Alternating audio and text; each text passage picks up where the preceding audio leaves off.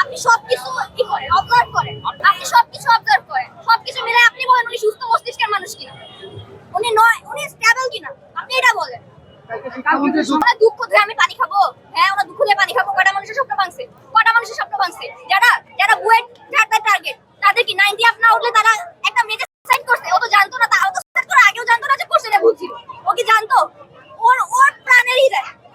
আমাদের সাথে যে ক্ষতিটা হয়েছে ওইটা তো এখন ওনার দুঃখ দিয়ে আমরা পানি খাবো না, ওনার দুঃখ দিয়ে আমরা কি করবো? উনি ক্ষমা চাবে, আমি বলবো ইকে যে আমাদের প্রধানমন্ত্রীকে, একজন কোটা বাঁচাইতে যায়, একজন কোটা বাঁচাইতে যায় গদি ছাড়ছে, আপনি শিক্ষামন্ত্রীর বাঁচাইতে যায় উল্টা পাল্টা কিছু করেন। আমি এটাই বলতে চাই।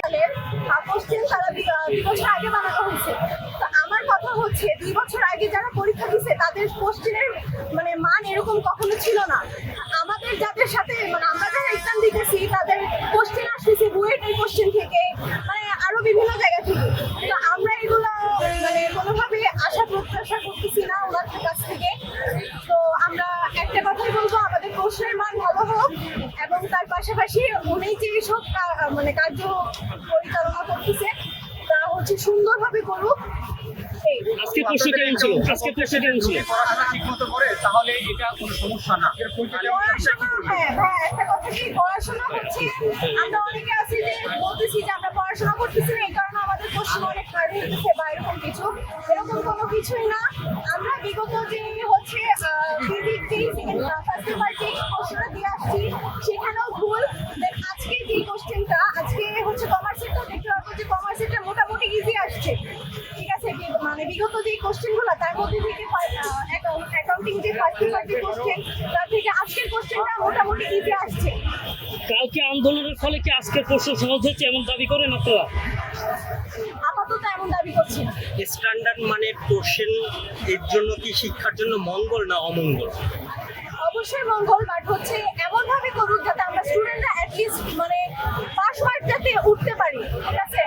মানে এই শিক্ষামন্ত্রী আসার পর থেকে আমাদের মানে যেরকম অবস্থা হইতেছে দিন দিন তা হচ্ছে মানে এক পর্যায়ে মানে ফেইলের পর্যায়ে যাইতেছে। আমরা দেখতে পাচ্ছি যে গত যে এক্সামগুলো দিতে পারে না অনেক মানে ফেইলের হার অনেক বেড়ে গেছে। তো এখান থেকে আশা করি যে কোশ্চেন আরো ভালোভাবে হবে। অনেক শিক্ষার্থী বলছে যারা পড়াশোনা করে এবং নিয়মিত যারা পড়ার টেবিলে আছে তারা ভালো করছে, যারা পড়াশোনা করে না তারাই আন্দোলন করছে, এ বিষয়ে কি বলবেন? এটা আসলে ভুল কথা।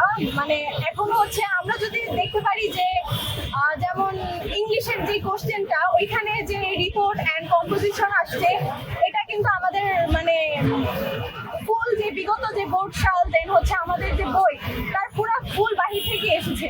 তো আমরা তো এখান থেকে আর কিছু বলতে পারি না। পরীক্ষা তো অনেকেই দিচ্ছে, তাহলে সামান্য শিক্ষার্থী কেন? আপনাদের শতাংশ তো খুবই কম। শতাংশ খুবই কম এখানে, তো মানে এখনো ওইভাবে দেওয়া হয়নি, কিছু কিছু কলেজে আসছে।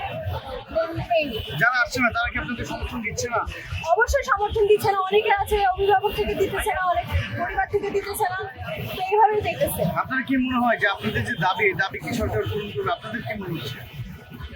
গতকালকেও তো আপনারা আলটিমেটাম দিয়েছেন, আলটিমেটামে তো কিছুই হয়নি, আদৌ কিছুই হয়নি। শিক্ষার্থীদের মাধ্যমে কি কি করা যায় তা আপনি বিগত 2 বছর আগে দেখতে পেরেছেন। তো ওই জায়গা থেকে আমরা বলতে পারবো যে আমাদের যদি মানে উত্তেজিত করে সেক্ষেত্রে আমরা আরো এটা কঠোরভাবে নিতে প্রস্তুত করছি। সেটা কি গুটি কয়েক শিক্ষার্থী দিয়ে দ্বারা আসলে সম্ভব কিনা আপনার কাছে কি কেন মানে এখানে যদি এটা বাড়াবাড়ি হয়ে যায় সেই ক্ষেত্রে ওটা মানে পরবর্তীতে দেখা যাবে আরো মানে একটা অন্য একটা সিস্টেমে গঠন হইতেছে।